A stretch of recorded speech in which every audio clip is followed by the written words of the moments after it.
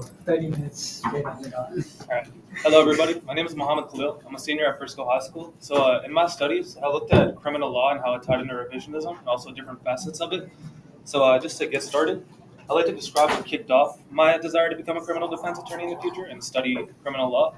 To say it succinctly, I think it would be best to put it off in like two different sections. So, the first is legacy and then passion. So to expand on the former, my father was a criminal defense attorney, and he had like a pretty huge impact on my life. Like I feel like I learned a lot of my work ethic off of him, and a lot of the better traits I have of myself and good habits. But sadly, he passed away when I was 11. So that's where the legacy comes in. I just want to be able to uphold his legacy as I go throughout my future. And then diving into passion. Uh, I've been given the opportunity to refine my skills through like debate. I'm in the debate club, and I do like a lot of argumentation and cross examination. So being able to figure out how to expand those skills while also diving into these studies has helped me like refine on a more nuanced perspective and figure out who I want to be, and how I want to get there. So over the last couple of years, I've just noticed I've shined most during like cross examination. So I realized that as being a lawyer, you have to be able to break down cases through attentive questioning, and this allows me to do that. So, following a career that lets me emphasize things I'm passionate about allows me to work on things I care for and enjoy the work I do. Moving into the person I want to be as my career path unfolds, I strive to become a criminal defense attorney who fights for the people and challenges the systems that deny them justice. So, with corruption becoming increasingly apparent in judicial and institutional systems we see, I found that I want to be on the opposite side of that, trying to uphold ethics and doing things the right way, as opposed to finding workarounds and different ways to do things that shouldn't be looked for or found. This also brings me to my quote, which synthesizes why I want to become a lawyer. So Louis D. Brandeis, he was a late Supreme Court justice in the 40s. He said, "If we desire respect for the law, we must first make the law respectable." So the reason I believe this is because it identifies the most prominent issue within the justice system, being that it isn't truly impartial. So, in many cases, it discriminates by race, gender, age, social status, and a multitude of factors that play into one's identity. So, through my career path, I hope to upend this predisposition and treat everyone with the same respect. Moving forward, I'm going to dive into my topic of study. I want to start off with a spectrum, so we could just lay out all the different types and categorize them. So, starting off, on the far left, it comes the radical and transformative pole. So the main goal within this category is to challenge more than just the facts, but the structure of history itself. So in essence, it functions more of a critique against underlying ideologies and frameworks. And this pole consists of mythopoets, deconstructionist radicals, and an honorable mention, revolutionary re-narrators. Next on the center left is the progressive and critical pole. So what this category does is expose underlying biases, centers the marginalized, and revises from the bottom up as opposed to the top down. The essential presumption is that prejudice is historically inherent and that it now needs to be accounted for. This section consists of the proper definition of historical revisionists and also subaltern or liberation historians. The next one, directly in the middle of the spectrum, is the academic, analytical, and reflective pole. So this one being more centered on the educational aspects of revisionism, the goal isn't to rewrite, but to understand. So essentially, the facets of revisionism thoughts that fit into this category include post-revisionists, counterfactualists, and deconstructionists. So moving to the center right comes the conservative, centrist, and contextual pole. So this one, revisionism must ensure institutional continuity despite correcting historical narratives and focus on context as opposed to moral retroactivity. So this section includes contextualists, reconciliationists, continuists, and counter-revisionists. Moving to my last one, the far right pole is the reactionary and regressive pole. So the goal of this one is not just preserve traditional narratives, but also to resist critique or moral accountability. This entails undermining, euphemizing, or even erasing historical records just to ensure that accountability isn't reached. So the ones that fall under this category is negationists, apologists, exceptionalists, restorationists, and critical traditionalists. So now that I've categorized them and explained them, I'll dive into each one of them separately and look at them one by one. So what I'll do is provide a definition and an example to give a relatively straightforward example to understand how these work. So the first one is negationists. This type serves not to revise history, but to deny it entirely. Whether it be through euphemization, ignorance, or erasure, negationism's goal is to expunge history. So one of the most prominent contemporary examples I could think of for this is the Trump administration's forced removal of a photograph from the Fort Pulaski National Monument, in which they removed a photograph titled "The Scourge Back" to ensure that people didn't see horrendous images of slavery that occurred in our past. So another take on revisionism is the reconciliationist point of view, which essentially serves to harmonize conflicting narratives. For example, one arguing that European settlers suffered just as much as Native Americans during the 16th century colonization would be a reconciliationist. This is due to the fact that justification is sought out through the claim of comparable pain. So moving into the next one, what apologists do is reframe historical wrongdoing in an effort to moralize it or label it as necessary or misunderstood. So going back to the example of 16th century colonization, an apologist would most likely argue the conquest was a prerequisite for American progress and sustained our growth throughout time. And next comes exceptionalists. The goal of this ideology is to simply admit to a historical misdeed, but argue that it doesn't affect the larger narrative. So it basically paints it as an exception that should not be able to taint actual historical records. So, not to be confused with terms like American exceptionalism, an exceptionalist would argue that the oppression of one group isn't necessarily harmful as long as everyone else isn't oppressed.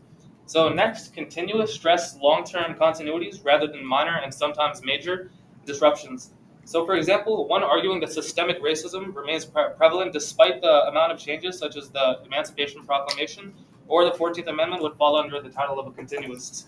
Another facet of revisionism is contextualists. So, contextualists' viewpoint serves to reinterpret events by emphasizing the context of their time.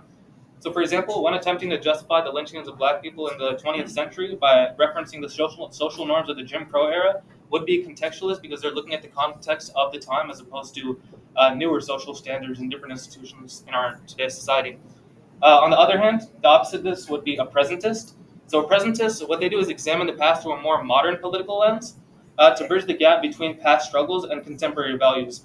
Going back to my previous example, a presentist would most likely be against lynchings, as we live in a period where that isn't the social norm and doesn't happen as often as it did in like the 1920s, 1930s.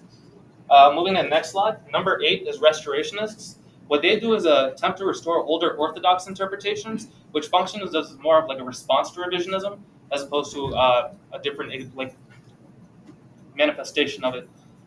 So what they do is they give a more religious example. Remember, the churches of Christ advocating for reform and change to the New Testament would be inherently restorationist due to the fact that they're attempting to go back to older Orthodox traditional values.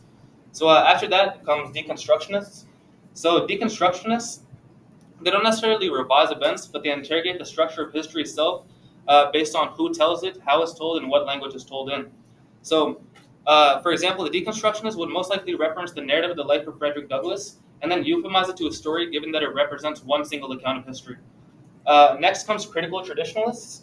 So what they do is similar to exceptionalism in the sense that it accepts the historical wrongdoing, but the distinction is that they frame the narrative towards moral or civilizational pride. So in this case, one would argue that even though colonialism and imperialism severely exploited, it also served to unify and modernize because that was the breaking point in which they decided to grow, and when branched off to things like the revolutions. And next, after that is memory activists. What they do is focus not on the factual record of events, but more on public remembrance and commemoration. So the most prominent depiction of this we could see into our lifetimes is most likely the BLM movement.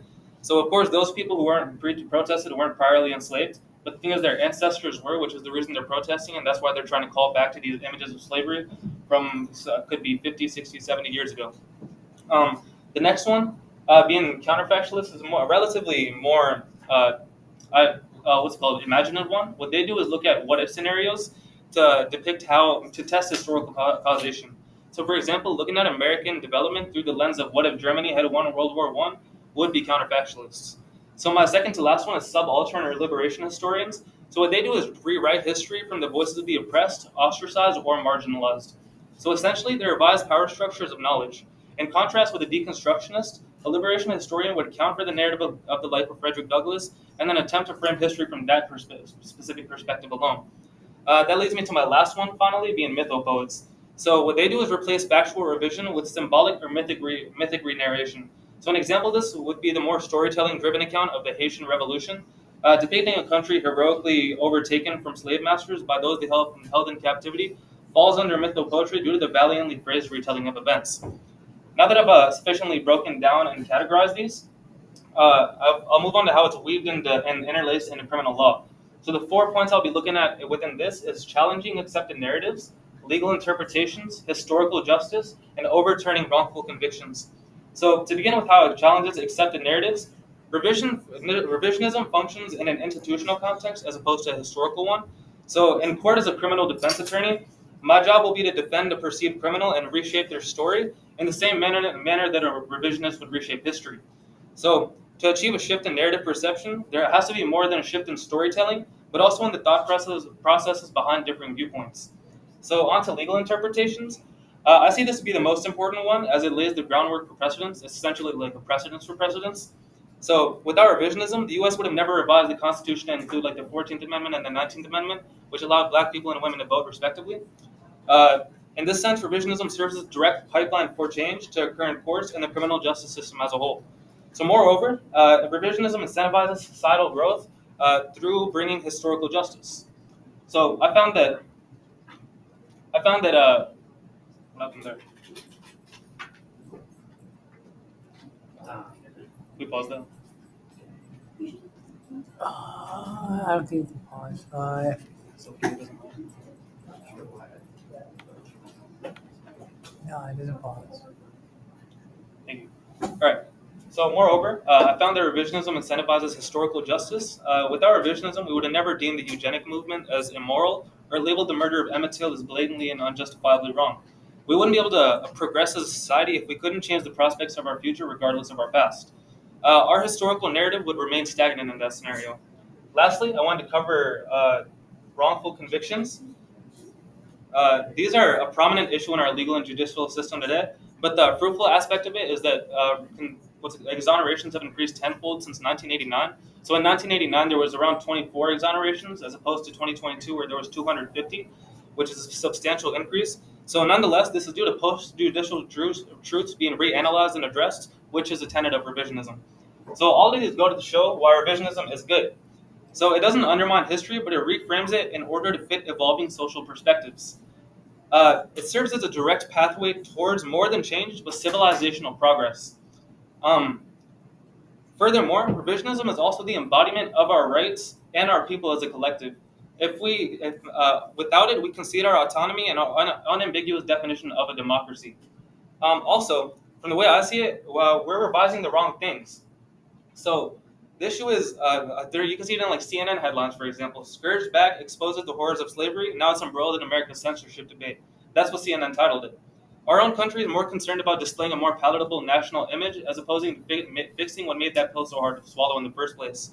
So the precedent we're setting is that truth can be sacrificed for convenience, even when it poses a threat to history. So on another front, we allowed a precedent to be set when we let two white men lynch a young black boy and throw his body in a river to walk away scot-free and laugh in court as they did it. We set the precedent that black teenagers could be lynched to the point where their mother could barely recognize them, otherwise only by the ring on their finger, while the murderers laughed in court. We set the precedent that murders could occur as long as they weren't committed on the non-marginalized, and that's the issue. Cases like Emmett Till's are the ones we're attempting to remove as a whole, and when we should be pushing for a change instead. In this case, revisionism doesn't function to achieve progress, but as a method of suppression. The point I'm trying to highlight here is that there's so many things that deserve reform and revisionism, such as even veterans benefits, gender inequality, exonerations, and the list goes on. For another example, we can look at veterans. A case I wanted to look at for this is that of David Carlson's. So he was refused military benefits because he applied for the military as opposed to got drafted, which means he wasn't eligible for those benefits. And he almost slit his own throat in front of a prison guard because he wanted the prison guard to feel the same PTSD he did, which, I mean, it shows that these people could be receiving help. The only issue is that they're not because they don't fit the requirements to need help. So these are the type of things we could be fixing in our institutions and systems to ensure that things like that don't happen again. We can even look at gender inequality, for example. I wanted to reference a case I found for the eugenics movement, which was Buck v. Bell in 1927. So this was a case in which Carrie Buck, who shouldn't have even been forced to have a baby at 17 in the first place, she was used as a precedent for the eugenics movement, which was essentially a movement to make sure people didn't reproduce if they were deemed lower IQ. So tens of thousands of women were forced in involuntary sterilization under the justification that 3 generations of imbeciles is enough. That's a verbatim quote from Justice Holmes as the court decided to embed sterilization into judicial decisions. Historically, these are the narratives we should be revising. To put these together, true reform emerges from the intertwinement of law and revisionism. To achieve progress, the two must do more than coexist, but actively work together. If we want change, we must seek it out, not wait for it to approach us itself. This leads me to my original work. So in this project, I looked at what I saw to be the obstructive take on revisionism, which was negationism. I found that amid rising political turmoil, negationism serves to undermine the narratives of those of the dissent. So nonetheless, in writing my research paper, I broke my argument down into three separate sections. So first, I conducted a comparative analysis with memory laws in European countries and identified how those work and how they could function in the U.S. if they were to do so. So to define memory laws, they're essentially laws regulating historical memory or simply just laws on memory. So what these measures do is serve to punish the crime of negationism and provide a form of enforced memory for historical events. So memory laws are structured by upholding the infallibility of those historical occurrences and setting a precedent for how they should be remembered. However, in my second section, I found that these measures work in countries where the free speech regime isn't so strong. So the U.S. has the most liberal free speech regime in the world, meaning that measures like this would not work because people value speech more than they value a unified narrative. So after identifying that, I found that it's near impossible to enact memory laws such as these that are in European countries. So, nonetheless, this is still an issue worth finding a solution for. So what I found is three relatively unimposing solutions to combat this problem and ensure it doesn't embed itself into institutional and judicial contexts. So the first was the delineation of national holidays and remembrance days. So the establishment of these initiatives signifies a desire for unity and serves to reconstruct just that. An example of this is like Veterans Day, so in which people around the country come together to celebrate or mourn those who served and sacrificed their lives for our security. In this manner, national holidays incentivize remembrance and undermine negationism without imposing on First Amendment rights. The second solution I found was the construction of physical memorials. So in my research, I determined that things like monuments and statues serve as more than conduits of social identity, but as direct passages to change. So this can be seen through the Black Lives Matter movement, for example. The Robert E. Lee statue in Richmond, Virginia, a historically Confederate monument, was repurposed to display images associated with racial justice, such as portraits of George Floyd, Martin Luther King, W.B. Du Bois, and Frederick Douglass, just to name a few. This demonstrates that tangible memorials incentivize remembrance while also opening spaces for a healthy debate.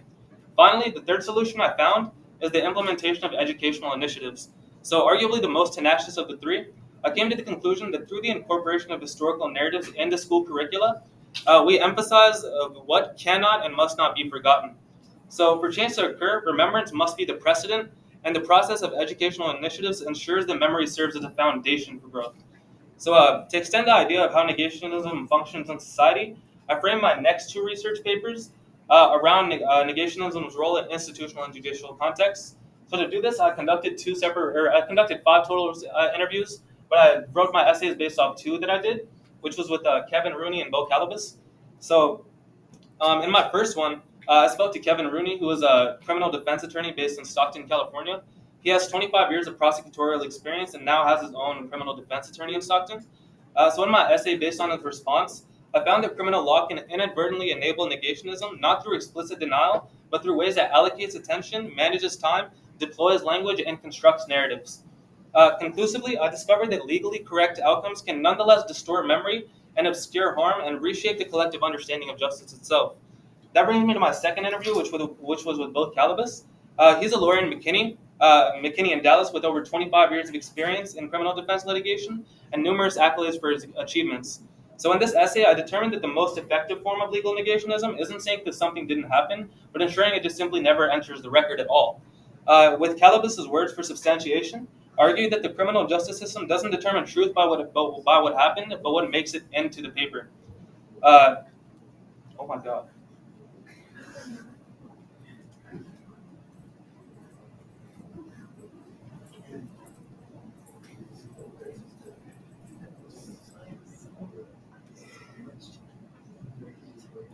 Thank you. Right. So essentially, my finding in that research paper was that legal revisionism and negationism isn't an ethical pitfall, but an institutional necessity. So finally, this all culminated into my final product titled Erasure and Upheaval, How Negationism Drives Political Change. So again, for this research paper, I divided it into three sections. The first was global manifestations of negationism, in which I looked at where negationism functions in the world. So I looked at 11 different countries within all 5 different regions. So I looked at 2 in North America, 2 in South America, 2 in Europe, 2 in the Middle East, and then Australia, and then also Africa, 2 in Africa. So I looked at how these function depending on what kind of regime there was. There's authoritarian regimes, transitional regimes, democratic regimes, and even theocratic regimes. So, for example, like in the U.S., negationism functions to erase history in the same way that it would in like in the United Kingdom, where they aim for archival destruction as opposed to erasing identity. But in countries like Iran and Venezuela, for example, and these authoritarian and theocratic regimes, it functions instead to erase identities and like cultural norms, which is, I mean, of course, a much more painful process. But so then I looked at how these can drive political upheaval in these countries. So I found that regardless of negationism's ability to consolidate a narrative, it actually functions paradoxically to do the opposite thing, where it ensures that people are upset with how history is being erased and identities are being erased, and that's where the political upheaval comes from. So people partake in uprisings, and in some countries they overtake their government. We could see that in countries like Brazil, for example. Um, and then I looked at all these examples of political upheaval in comparative perspective. So this was the second half of my research paper. The one I'm currently on right now, I'm almost done. I have like 7 case studies left. But so I looked at how these manifest. So I looked at how political upheaval occurred in these countries due to negationism. So for example, like in the United States, it functions in an institutional context. So people, for example, people rioted in front of the White House. That's an institution of power. So people go and try to fight these regimes, and authoritarian, the theocratic, transitional regimes, whichever it may be, and they attempt to achieve change by arguing against who's doing the negationism and how that negationism is occurring. So to put it all together, in my research paper, I'm just looking at how negationism functions and how it could be upended through the way people react. Thank you guys for listening. That's it.